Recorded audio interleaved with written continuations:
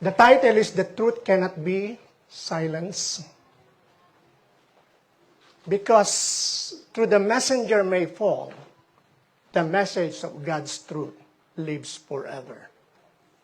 You cannot stop the message of the Word of God. You can mock them. You can mock the messenger, ridicule the messenger.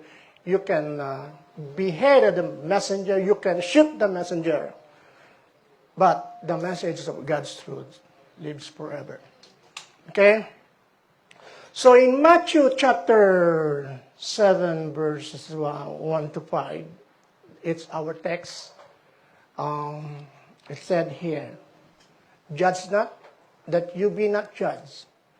For with what judgment you judge, you will be judged. And with the measure you use, it will be measured back to you. And why do you look at the speck in your brother's eye, but do not consider the plank in your eye? Or how can you say to your brother, let me remove the speck from your eye, and look, a plank is in your own eye? Hypocrite, first remove the plank from your own eye, and then you will see clearly to remove the speck from your brother's eye." Now, the next thing is about in Matthew chapter 14, verses 1 to 12, it talks about John the Baptist. And John the Baptist was misjudged for not telling lies, but for telling the truth. And John the Baptist was killed. But to learn more about John the Baptist, it states in Matthew chapter 14, verses 1 to 12.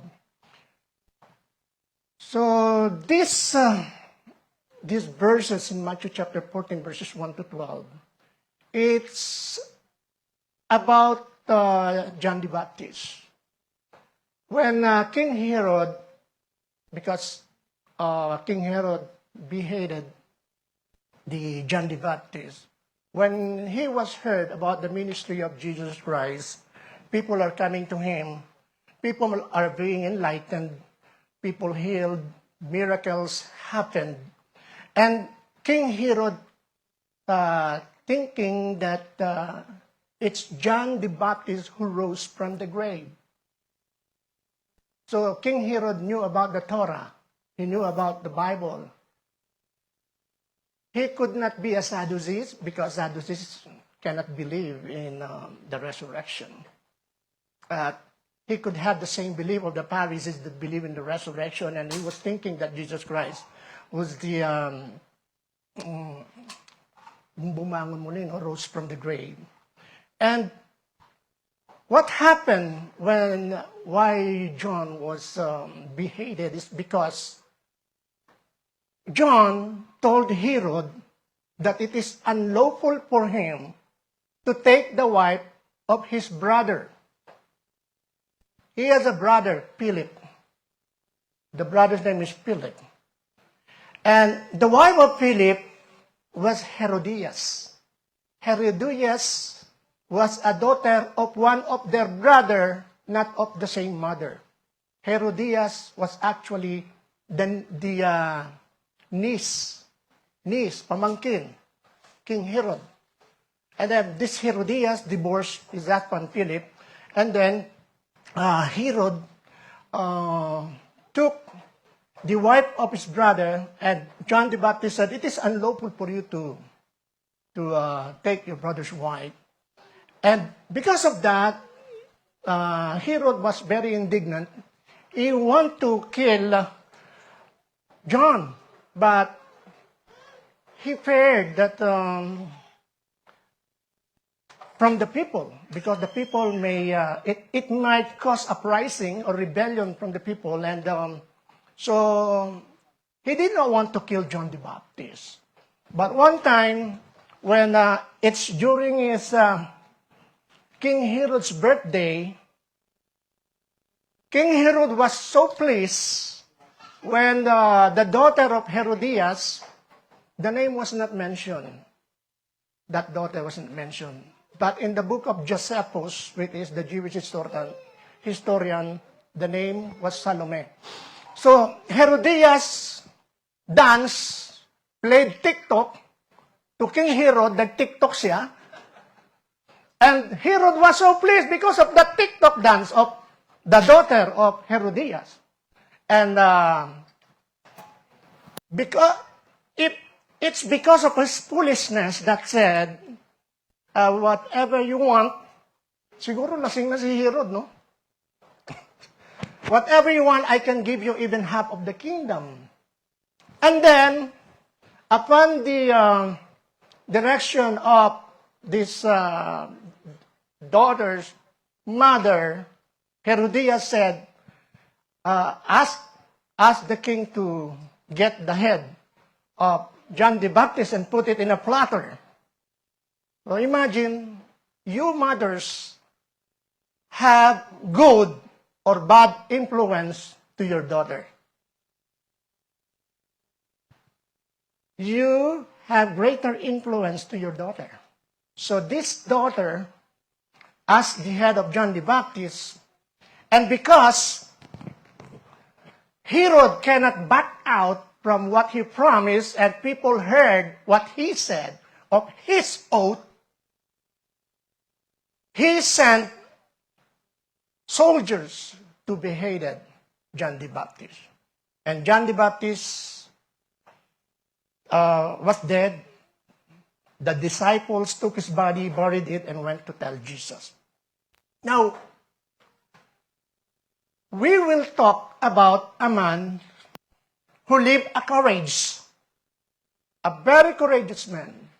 He spoke about the truth without fear.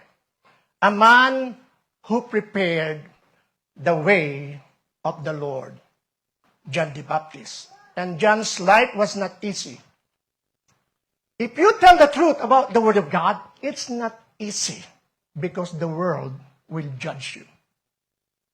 Because they have their own definition. So, because the Pharisees also, because of that truth, John was preaching, telling about the people. The Pharisees accused him of being judgmental. They judged him. And even Herodias, the wife and niece of King Herod, hated him and plotted his death. And he was killed. He was not shot. He was killed because the truth John preached caused discomfort to others. It caused discomfort to others. That's why he was beheaded. So, John the Baptist was beheaded.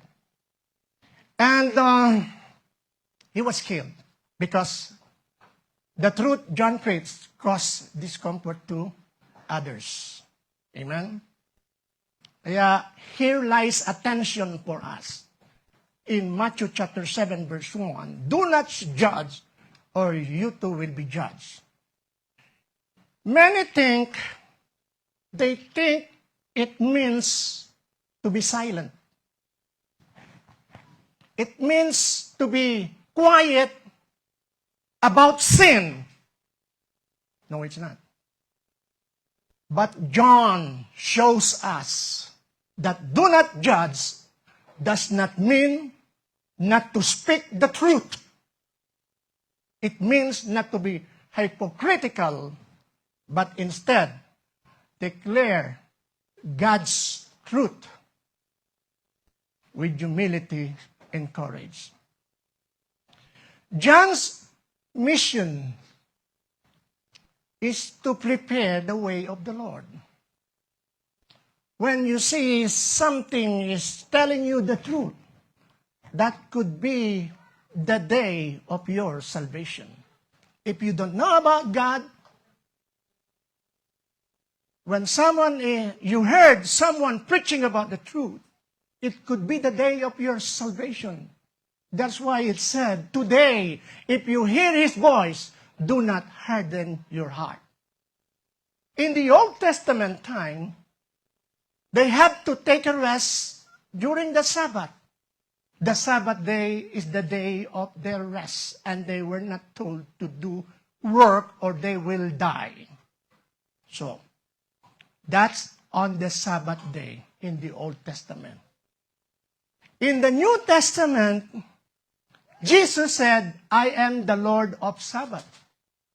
So when you accept the Lord Jesus Christ, you already rested from sinning. That's why it said, today, if you hear His voice, what is today? Monday, Tuesday, Wednesday, Thursday, Friday, Saturday, Sunday, any day, today, when you hear His voice, do not harden your heart. Amen? When you hear the Word of God, it's preparing the way of the Lord for you. John was prophet sent by God, for his purpose was clear. It said, a voice of one calling in the wilderness, prepare the way of the Lord, make straight paths for Him. Now, when we are sinning, we don't know about the Word of God. We are like in the wilderness. We have all direction open. All direction open for you. So that's, you are still in the wilderness. When you are sinful, you don't know about the Word of God. But Jesus said, I am the way, the truth, and the life. No man come to the Father but through me. He said, I am the way. And that way is a straight and narrow way, for wide is the gate, and broad is the way that leads to destruction, and many will go in thereat. But a straight and narrow way is heading to life, and only few find it. And that way is the Lord Jesus Christ, when He said, I am the way, I am the door. You have to enter the will of God through the Lord Jesus Christ, when He said, I am the way, I am the truth, and the life. Jesus Christ is that narrow way. Jesus Christ is that narrow gate. Are you going into it or no? So, John was a prophet sent by God. He preached repentance. He said in Matthew 3:2, repent, for the kingdom of heaven has come near. John's mission was not to please people, but to prepare the heart for Jesus. And eventually was misjudged, and he was killed. But his only ministry is to prepare the heart of the people. Like John the Baptist, like any other else, like Billy Graham, or people that preach about the truth, we too are called to prepare the hearts of men. We too, each and every one of us, are called to prepare the way of the Lord. Not for His first coming, but His second coming.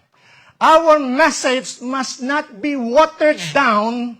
It must call people to repentance and faith in Jesus Christ. Amen? John's courage was declaring God's standard, not in his own opinion. It's not John's opinion. What he was saying is not his own opinion. John's preaching was sharp and very uncompromising. It caused discomfort to the Pharisees. During the time of Jesus, they have this so-called Jewish council. In our time today, it's the Congress. The opposite of progress is Congress. So during that time, it's the Sanhedrin, the Jewish council, composed of the Jewish elite and wealthy belong to upper class, the Sadducees.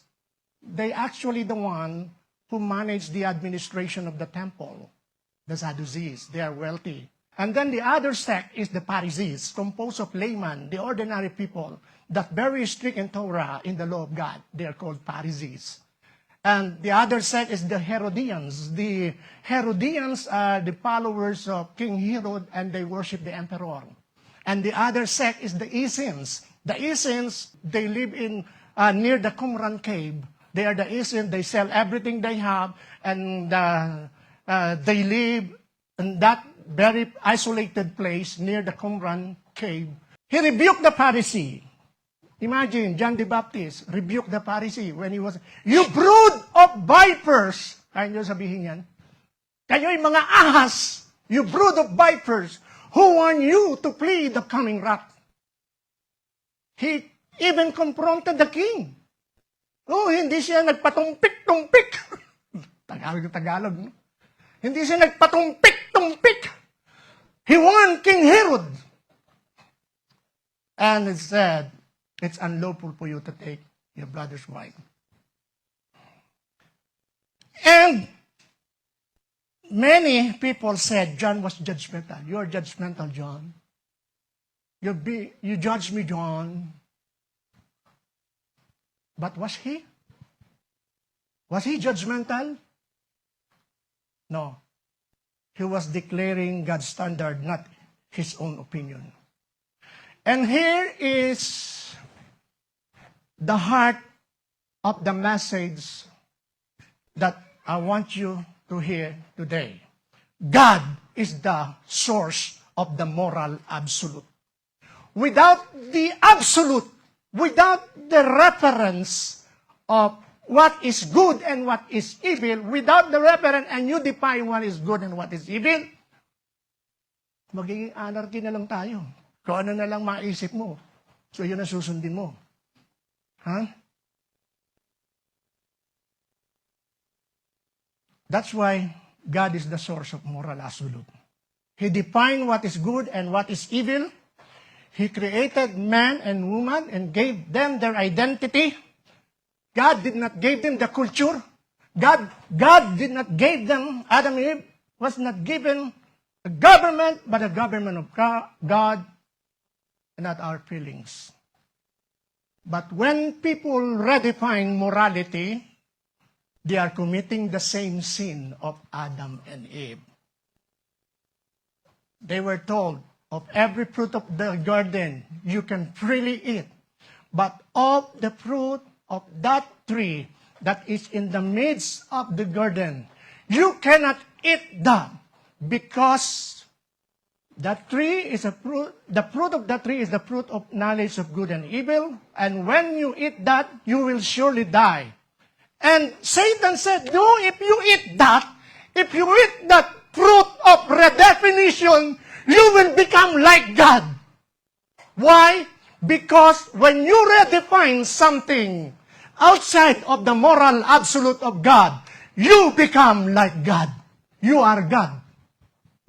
Because you define what is good and what is evil.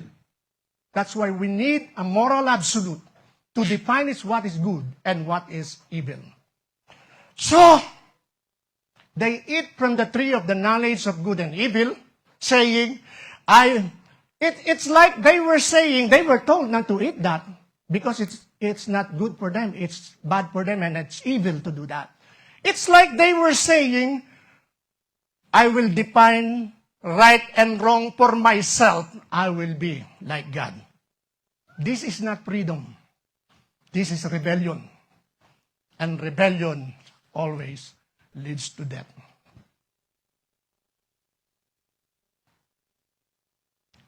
In the center of light stands God's Word, His unchanging truth. We are in this world, the Garden of Eden, and the fruit of knowledge of God and of good and evil is the Word of God. The Word of God must be the source of moral absolute. We must not eat the world's fruit of redefinition. We must submit to God's authority because only His truth brings life. He said, I am the way, the life, and the truth. Speaking for God's truth is not saying judgment to anyone. It is love. When you say the truth to someone, you might be accused or ridiculed or being mocked as a judgmental, but you are saying the truth according to the moral absolute of God. It's not being judgmental. It is love. Because the consequences is eternal, it's eternal fire together with the angels and demons of Satan. If we remain silent, we allow people to walk towards destruction without warning them. John's death, the cost of truth. The cost of truth, it's risky because it might cost you life.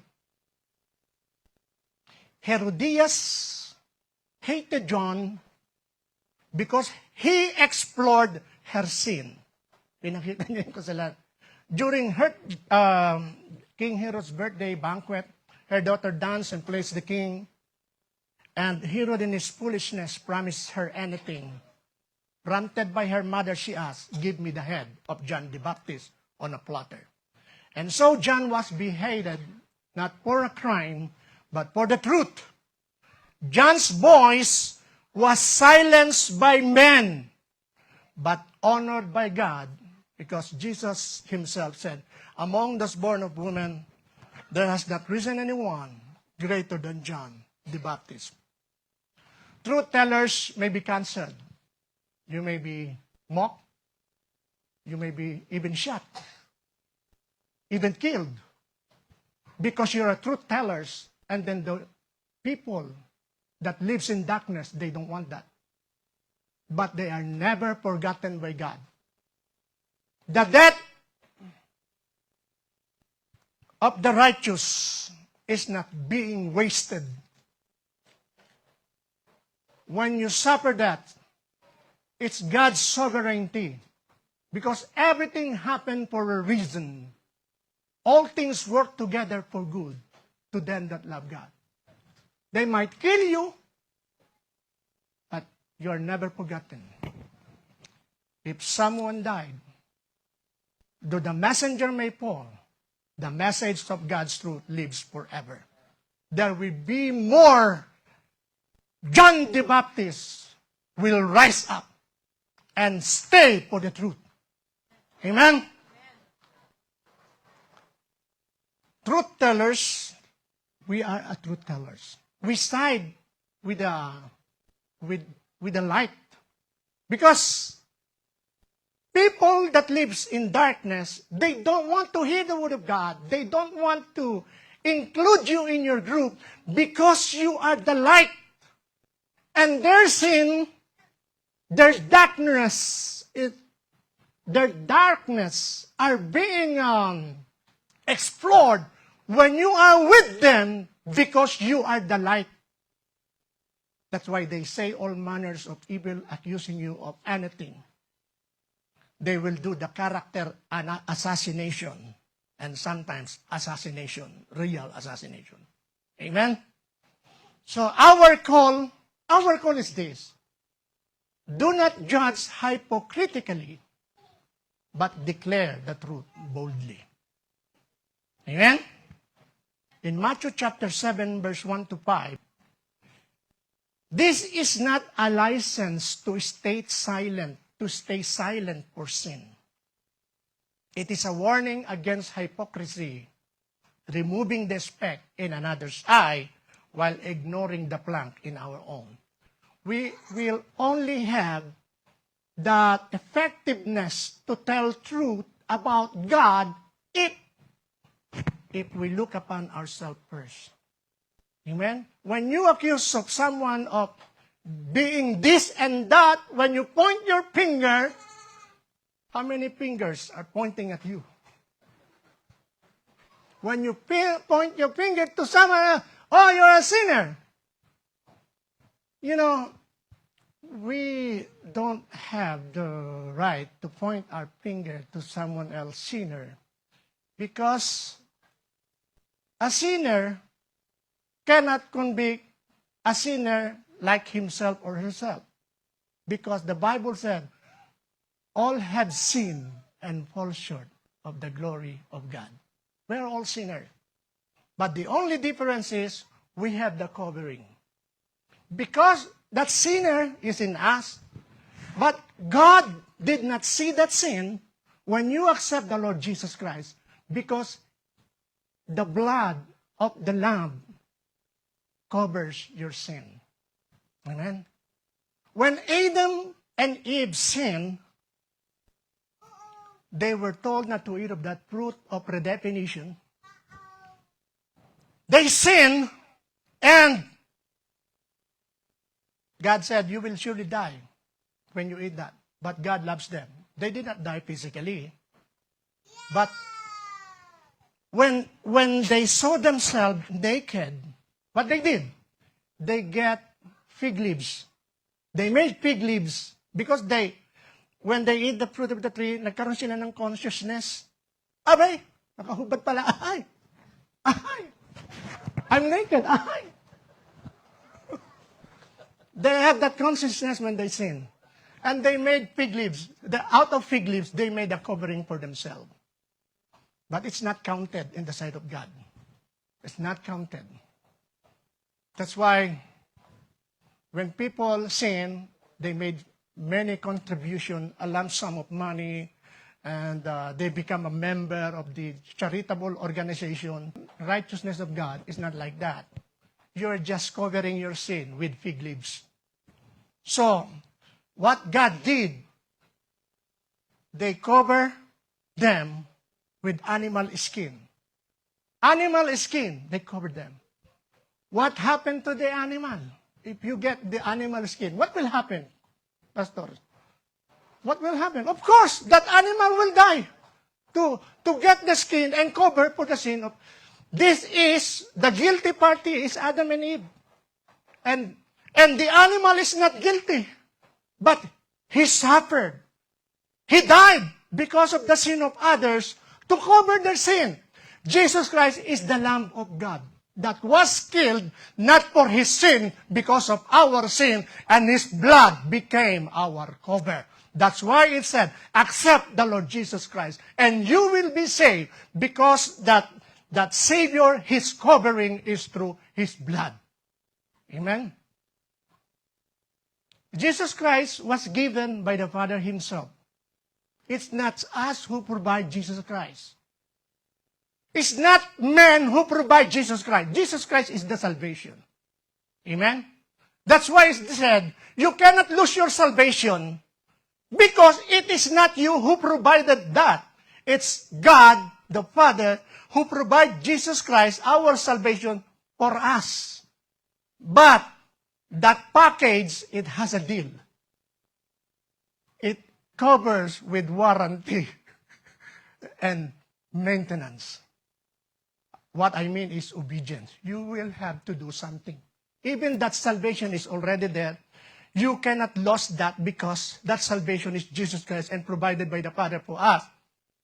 But the oath of salvation, there is something that you will have to do.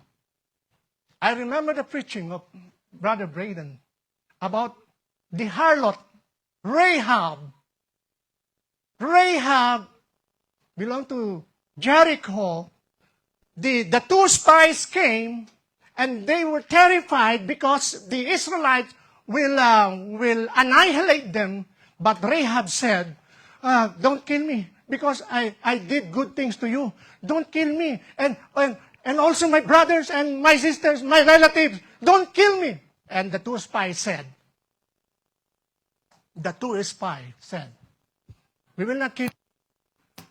If you will do this, put a crimson or red cord from your window. There's a red cord. And then do not tell anyone, because our oath is only valid if you do what we said. These two spies said, if you only do what we said, you will be saved. Our oath is binding. My promise of salvation, our promise of salvation to you is only binding if you do this thing. Otherwise, you will be judged too. Like Moses. They were told in the times of Moses in the Passover, when the angel of death came to bring death to every firstborn son, they were given an instruction to kill a 1-year-old lamb, and that blood to smear or to apply on the beams and the doorposts. That's the warranty or the package or the oath or the instruction. Amen? That's the instruction. You cannot lose your salvation because it is not from you. It is from God who bring to us Jesus Christ. But that package, it comes with an oath that you have to do something. Believe in the Lord Jesus Christ and you will be saved. Baptize in the name of the Lord Jesus Christ. Receive the Holy Spirit. Have the fruit of the Spirit. That promise of salvation is binding if you comply with what the two witnesses that said to us. Who is that witness? The law and the prophets. What is law? The law is composed of the Torah. The Torah is the five books of Moses. And the prophet, major prophet, minor prophets, and the Tanakh. Tanakh is the words of the prophets, the Torah and the words of the prophet. In all, they called it Tanakh, Old Testament. Tanakh. Now, Jesus Christ is the manifestation of the Torah. And when he said in Matthew chapter 7, do not judge, this is not an isolated message. This is a part of the message in Jesus Christ's sermon on the Sermon on the Mount. He was explaining on that Sermon on the Mount, Jesus was explaining the real interpretation of the Torah through that Sermon on the Mount, and he was teaching about what kingdom living looked like. And when he reaches the Matthew chapter 7, it is about our obligation not to judge, having our respect in our own eyes. But this Matthew chapter 7 is talking about telling the truth, not hiding the truth. You have to tell the truth.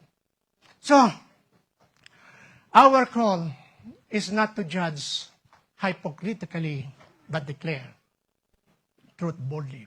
We too must live holy life, not self-righteous life. We declare truth not from pride, but from compassion, because souls are at stake. Beloved, John's story speaks loudly to us today.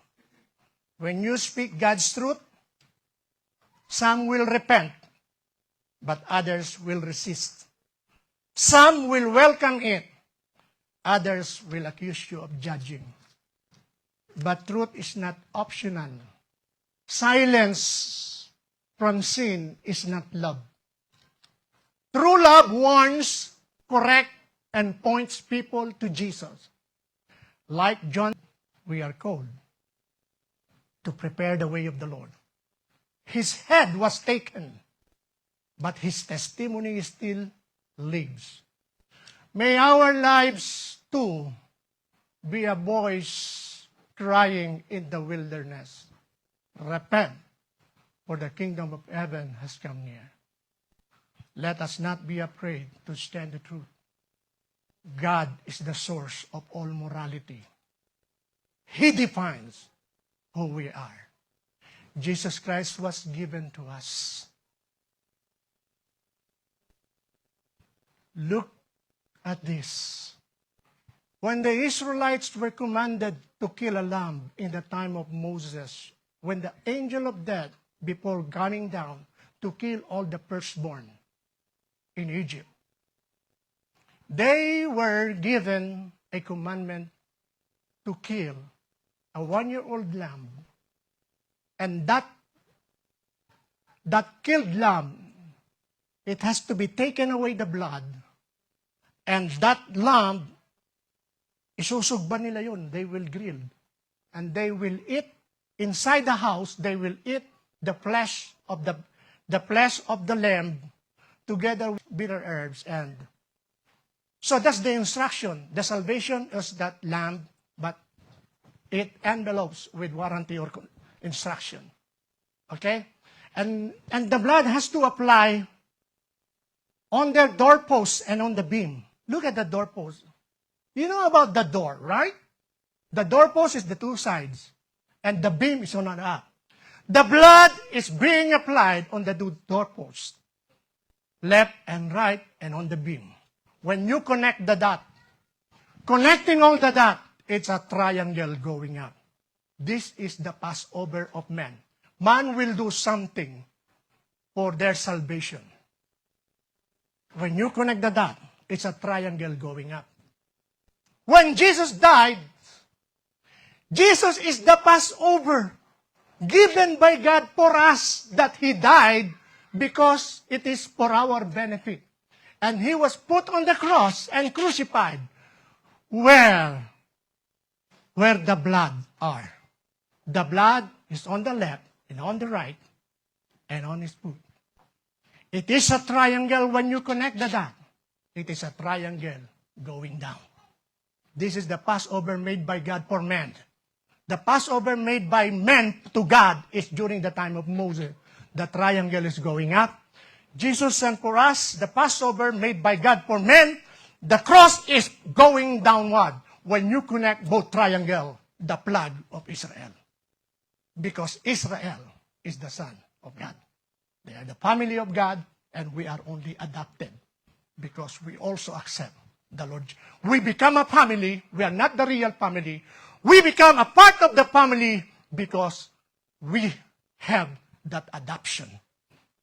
And we are included in the becoming Israel. Amen? So we have to stand for the truth.